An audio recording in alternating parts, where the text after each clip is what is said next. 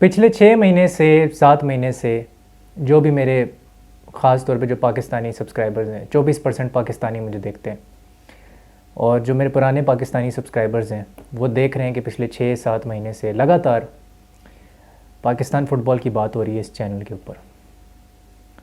लगातार मैं यही कहता जा रहा हूँ कि एक ख़्वाब है कि राउंड 1 को किसी तरह पार करना है। एक ऐसा ख़्वाब है जो पता नहीं कभी पूरा होगा कि नहीं। और एक ख़्वाब था कि 8 साल के बाद इस मुल्क के अंदर कम्पेटिटिव फ़ुटबॉल का फिक्सचर कराया जाए इंटरनेशनल, और वर्ल्ड कप क्वालिफायर इस मुल्क में होगा इसी साल। मुझे यकीन नहीं आ रहा कि ये होने वाला है, पहली बात तो ये। बट तमाम पाकिस्तानियों को, जितने भी मुझे देख रहे हैं, जो 24% मुझे पाकिस्तानी देखते हैं, उनको मैं कहना चाहता हूँ कि भाई आप सबको मुबारक हो, आप लोगों की एफ़र्ट से हुआ है। एक चीज़ ज़िंदगी में हमेशा याद रखो कि football is nothing without fans. अगर फैंस नहीं है ना, फ़ुटबॉल भी नहीं है। ठीक है, फ़ुटबॉल डज़ नॉट मैटर। 12वां खिलाड़ी मैटर करता है, और तुम वो 12वां खिलाड़ी, और तुम्हारे पास मौका है 17 अक्टूबर को 12वां खिलाड़ी बनने का। ये तुम्हारे पास गोल्डन अपॉर्चुनिटी है पाकिस्तान फ़ुटबॉल से अपनी मोहब्बत का इजहार करने की। ये गोल्डन अपॉर्चुनिटी है पूरी दुनिया को ये बताने की कि तुम पाकिस्तान फ़ुटबॉल से वाकई, ये नेशन फ़ुटबॉल से प्यार करती है या नहीं करती। क्या ये नेशन जो है, इसका इश्क है फ़ुटबॉल से या नहीं है। तो ये 17 अक्टूबर को आपको साबित करना होगा, अपनी मोहब्बत आपको साबित करनी होगी फ़ुटबॉल से। ये आपकी लॉयल्टी का और मोहब्बत का टेस्ट है। अब 17 अक्टूबर को स्टेडियम में आपको आना होगा, स्टेडियम को भरना होगा, फुल खचाखच भरना होगा। तो एक ख्वाब हमारा पूरा होने जा रहा है, दूसरा ख्वाब पूरा होता है या नहीं ये मुझे नहीं पता, जो राउंड 2 वाला है। बट एक चीज़ मैं कहूँगा यहाँ पे कि पाकिस्तान स्पोर्ट्स बोर्ड, मेरे से कोई ये ना एक्सपेक्ट करे कि मैं उनको क्रेडिट दूंगा। मैं ऐसे घटिया इदारे को क्रेडिट नहीं दे सकता जिसने हज़ारों लाखों एथलीट्स का करियर तबाह और बर्बाद किया इस मुल्क के अंदर, और हज़ारों लाखों पाकिस्तानी एथलीट्स जो हैं उनके करियर्स को बिल्कुल साइड लाइन किया है thanks to their NOC policy, bullshit NOC policy, and no help in facilitation in terms of infrastructure and funding or facilities for that matter। तो पाकिस्तान स्पोर्ट्स बोर्ड एक बार फिर नाकाम हुई है। ये क्रेडिट डिज़र्व नहीं करते, ये लोग फिर से नाकाम हुए। मैं बताता हूँ कैसे। फैज़ान लखानी ने आज रिपोर्ट की है कि फ्लड लाइट्स नहीं चल रही, जो आपका जो सबसे बड़ा स्टेडियम है ना इस्लामाबाद का, जिसको आपने अभी रेनोवेट करवाया है, उसकी फ्लड लाइट्स चल ही नहीं रही हैं। ठीक है, वो उसको AFC डेलीगेशन ने बोला है कि रात में इधर मैच हो ही नहीं सकता, इंटरनेशनल मैच हो ही नहीं सकता रात को। तो ये है आपके पाकिस्तान स्पोर्ट्स बोर्ड का थका हुआ attempt to renovate the Islamabad Jinnah stadium. ठीक है, तो ये तनकीद डिज़र्व करते हैं सिर्फ अपनी ज़िंदगी में, ये किसी किस्म की क्रेडिट डिज़र्व नहीं करते। हाँ, हारून मलिक साहब को मैं क्रेडिट दूंगा, बिल्कुल, he deserves credit for it, credit where it's due. उन्होंने विमेंस टीम के लिए काफ़ी कुछ किया है। उन्होंने विमेंस टीम की तनख्वाह को आप कह सकते हैं कि काफ़ी हद तक उन्होंने इक्वल करने की कोशिश की। फंडिंग मई के बाद बंद होगी, तो फिर PFF कुछ अब कर नहीं सकती, उनके हाथ पैर बन चुके हैं, और इलेक्शंस कराना अब ज़रूरी है क्योंकि फ़ीफ़ा ने कह दिया कि हम फंडिंग नहीं देंगे आपको अगर आप इलेक्शंस नहीं करवाएंगे। हारून मलिक को इस बात पे बिल्कुल मैं सराहूँगा, और मैं थैंक यू भी करूँगा उनको कि as Pakistan football federation president उन्होंने ये किसी तरह करके दिखा दिया कि 8 साल में पहली बार एक इंटरनेशनल कम्पिटिटिव मैच होने जा रहा है। वो कनाडा गए हुए थे, वो कनाडा से वापस आ चुके हैं, वो सारी चीज़ें अब अपनी सरबराही के अंडर देख रहे हैं। तो यस, इस बात पे तो मैं उनको क्रेडिट दूंगा, मेरा कोई उनसे पर्सनल मसला नहीं है।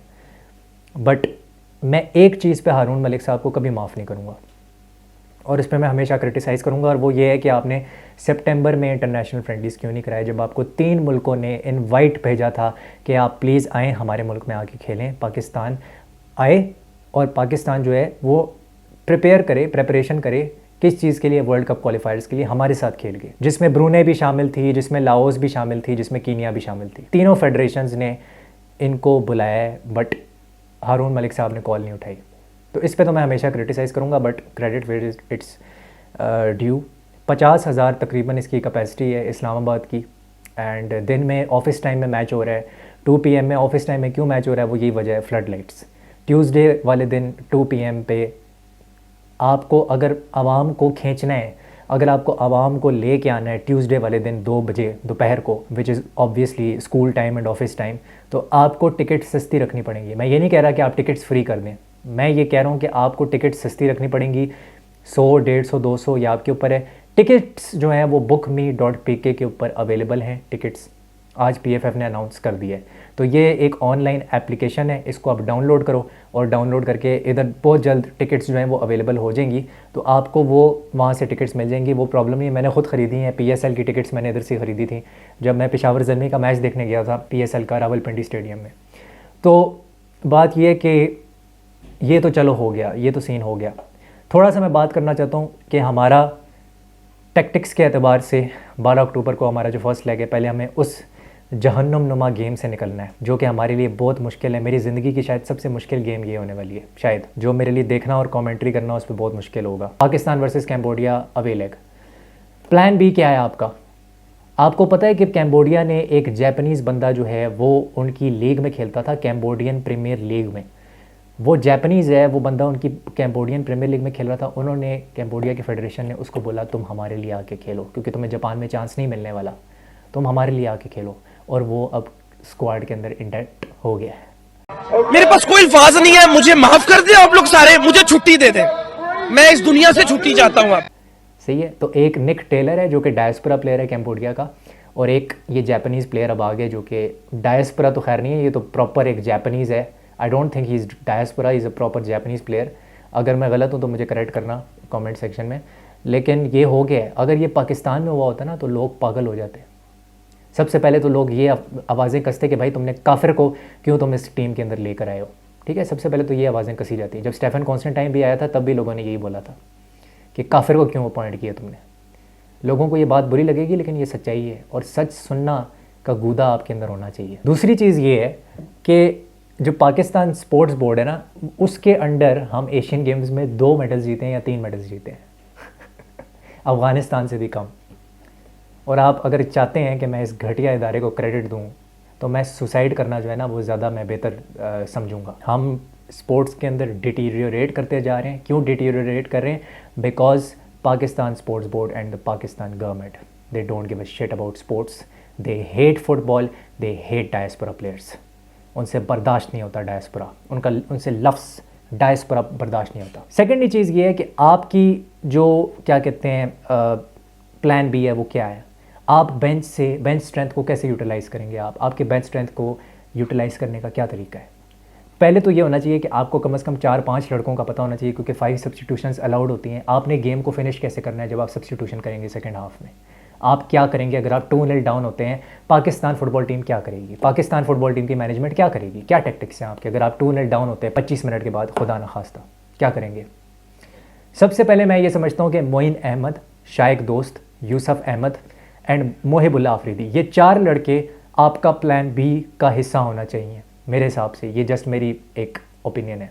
मोहिबुल्लाह अफरीदी का क्यों नाम ले रहा हूँ मैं?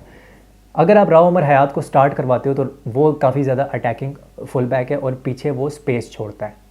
वो स्पेस छोड़ेगा। मेरी नज़र में 65 मिनट 70 मिनट के बाद मोहिबुल्लाह अफरीदी को सब्स्टिट्यूट करके ले आना चाहिए, क्योंकि वो एक कंजर्वेटिव फुल बैक है, वो आगे नहीं जाता, वो एक प्रॉपर डिफेंडर है। प्लेयर प्रोफाइल आप समझ लें उसकी वैन बिसाका टाइप है, प्रोफाइल की बात करूँ।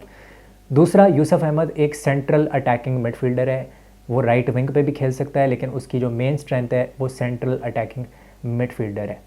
आप 80 मिनट के बाद या 75 मिनट के बाद अगर ऐसा होता है कि हम अगर लीड कर रहे हैं, फॉर एग्जांपल हम लीड कर रहे हैं, तो आप मोइन अहमद को लेके आ सकते हैं, क्योंकि इससे अच्छा आपके पास कैम है नहीं पूरे लोकल स्क्वाड के अंदर।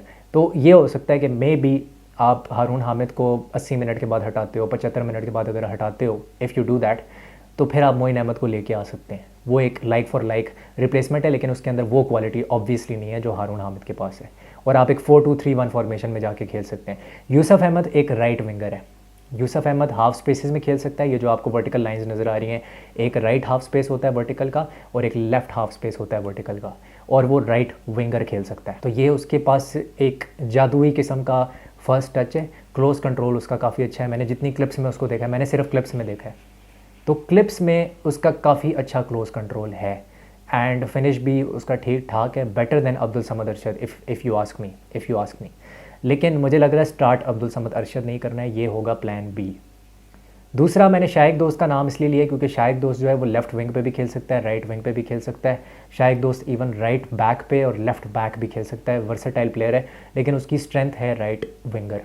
तो वो भी एक लाइक फॉर लाइक रिप्लेसमेंट हो सकता है। अगर आप अब्दुल समद अरशद को हटाना चाहते हो तो वो एक लाइक फॉर लाइक रिप्लेसमेंट हो सकता है। आपके प्लान बी में कम से कम 4 ऑप्शंस होने चाहिए कि यार ये 4 लड़के तो लाजमी सब्स्टिट्यूट होके आ रहे हैं। 5वां जो मर्ज़ी आप वो ये कर सकते हैं कि स्टॉपेज टाइम में अगर आपने टाइम वेस्ट करना है तो आप 5वीं सब्स्टिट्यूशन कर सकते हैं। ये एक टैक्टिक होती है टाइम वेस्ट करने का कि आप स्टॉपेज टाइम में आप 5वीं सब्स्टिट्यूशन कर लें, वहीद को ले आएँ, ठीक है। तो इस तरह से गेम को मैनेज किया जाता है, गेम मैनेजमेंट आनी चाहिए। एक अच्छी खबर ये है कि ब्राज़ीलियन गोलकीपर जो है साइन कर लिया है and he also has worked with Mumbai city और स्टेफन कॉन्स्टेंटाइन के अंडर ये काम कर चुका है इंडिया के लिए। सो जब इंडिया में स्टाफ था ये बंदा जो था ये वहाँ पे मौजूद था। ये एक बहुत अच्छी अपॉइंटमेंट है। दूसरा जो है एक क्लॉडियो जो है अल्टियरी, वो मेरे ख्याल से आई थिंक पोर्चुगल से उसका ताल्लुक है, इटालियन पोर्चुगीज़ है आई थिंक। तो वो भी आ गया एज ए फ़िटनेस कोच, तो ये अच्छा है। लेकिन अगर आप ये 1 महीना पहले कर देते PFF वालों, अगर आप ये 1 महीना पहले कर देते तो क्या आपको मौत आ जाती? आपने 1 महीना पहले क्यों नहीं किया? मैं आपको गारंटी से कहता हूँ अगर आप 1 महीने पहले ये काम करते आपको पाकिस्तानी फ़ुटबॉल फैंस दुआएं देते। अगर ये आप सारी जो मूव्स अब ले रहे हैं ना 10 दिन पहले, कैम्बोडिया के मैच से 10 दिन पहले, ये अगर आप 1 महीने पहले करते आपको लोग दुआएं दे रहे होते इस मुल्क के अंदर। लेकिन आपने ऐसा नहीं किया। पाकिस्तान के जो फ़ुटबॉल फैंस हैं उनको अब एक 12वां खिलाड़ी बनना होगा और 12वां खिलाड़ी बन के अपनी टीम का साथ देना होगा। Pakistan football team needs it's 12th man and that's you. चाहे तुम मुझे पेशावर से देख रहे हो, कोयटा से देख रहे हो, किला अब्दुल्ला से देख रहे हो, सक्कर से देख रहे हो, स्वात से देख रहे हो, गिलगित से देख रहे हो, AJK से देख रहे हो, इस्लामाबाद से देख रहे हो, जहाँ से भी देख रहे हो, मुझे फ़र्क नहीं पड़ता। कोशिश करो, अगर अफोर्ड कर सकते हो तो इस्लामाबाद आओ और स्टेडियम को ऐसे भरो जैसे कि ऐसा लगे कि भाई कोई फेस्टिवल हो रहा है, क्योंकि ये मैच बाहर भी ब्रॉडकास्ट होगा और इसको दुनिया देखेगी। तो प्लीज़ आप इस्लामाबाद स्टेडियम आएँ और अपने मुल्क के लड़कों को मैदान में लड़ता हुआ देखें। मैं हूं शायान उबैद अलेक्जेंडर और अगर आपसे सच बर्दाश्त नहीं होता तो ये मेरा मसला नहीं है। I will see you soon, take care, हस्ता ला विस्ता।